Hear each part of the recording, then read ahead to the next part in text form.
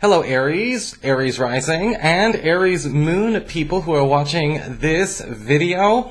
This is your weekly horoscope, astrology, and tarot for the week starting the 19th of September 2016. Don't forget guys, your monthly astrology for October is up. And if you're interested in signing up for the upcoming tarot tutorships, those are available for enrollment now. They're going to be on Sunday, September 18th and on Sunday, September 25th. So you do want to enroll at my website, integrativemysticism.com, the same place you would go for your consultations, to order a consultation or a video file from me. So, what is going on in the astrology this week? Well, we're always going to do astrology first and then tarot afterwards. Well, this week in astrology, we have got a lot going on. Mercury is turning direct in Virgo, and just a couple of days before Pluto turns direct in Capricorn. Okay, and this is going to be in your 6th house of daily work with Mercury and your career with Pluto in Capricorn. And they're going to be making a gorgeous angle to one another. And this actually does spell some kind of revision, alteration, or maybe even addendum that will actually be quite beneficial to you at the office. This could be a second chance. This could also be a trial period or a sort of a probationary period turning out extremely well for you. If over the last few weeks you have been maybe toying with a new schedule, a new way of doing things, it actually may stick. This may actually be something preferential to what you've been used to when it comes to your professional and your financial life.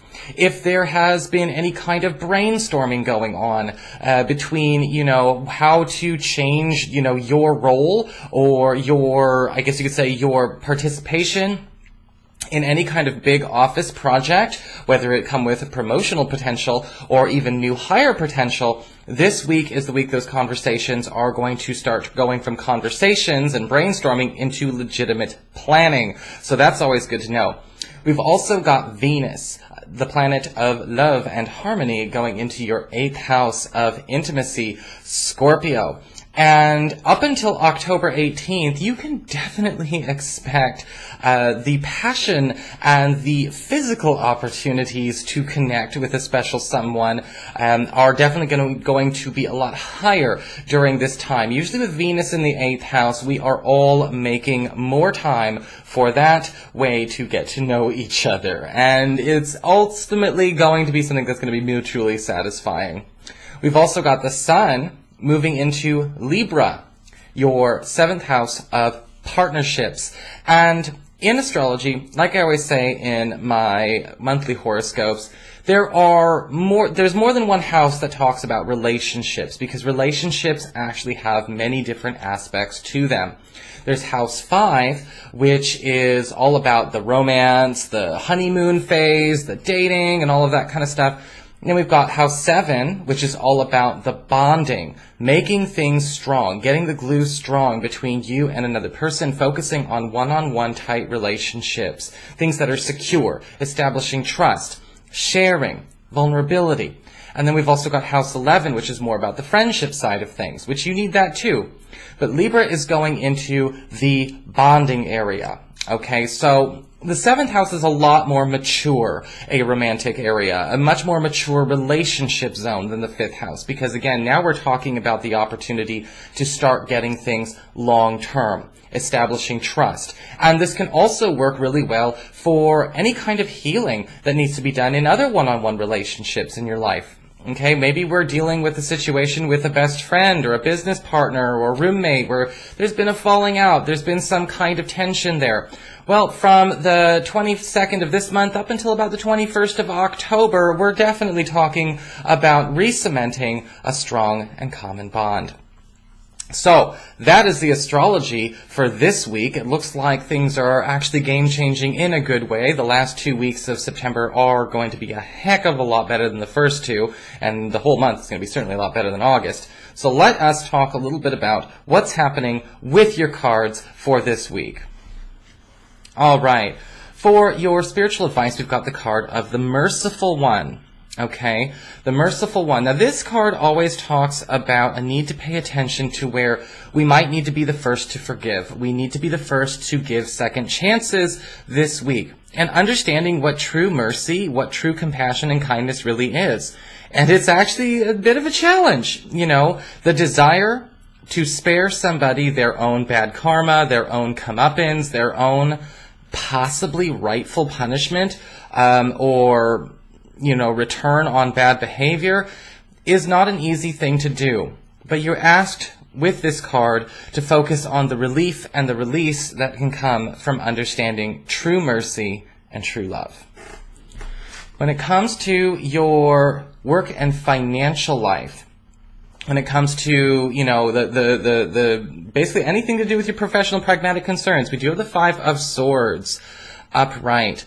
This card can indicate that you need to be mindful, okay, when it comes to how you handle a competitive situation that may be getting personal at work. The Five of Swords upright can indicate a win, but it may be a win at somebody else's loss.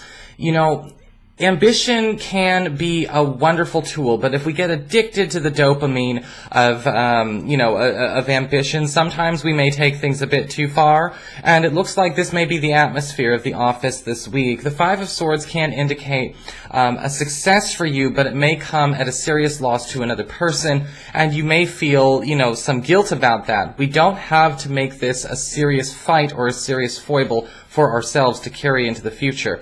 I do see a win for you, but don't win too hard. There is such a thing as being a bad winner.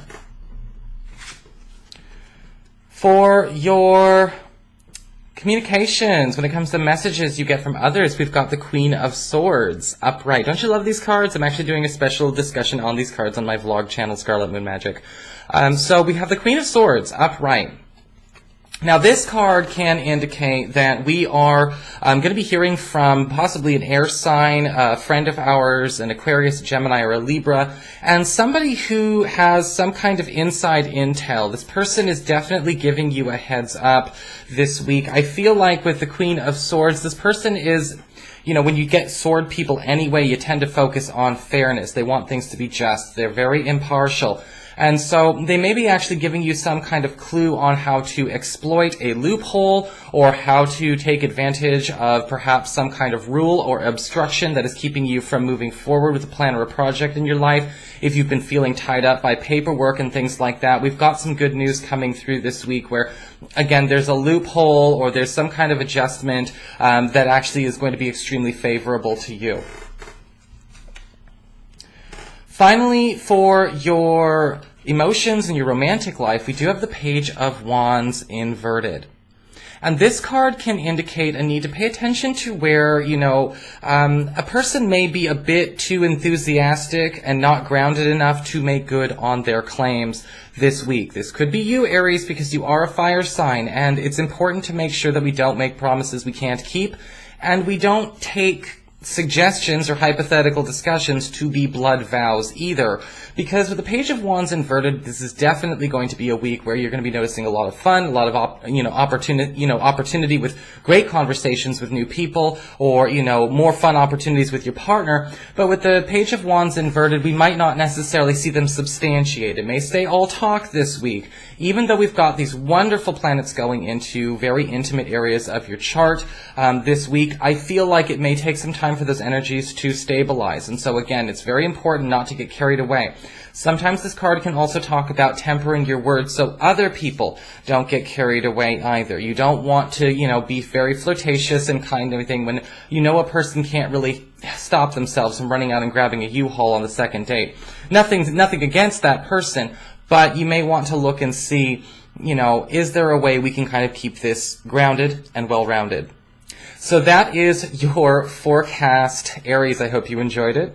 If you did, please like, share, and subscribe. I appreciate it. And again, if you'd like to get a session with me, you can always go to my website, integrativemysticism.com.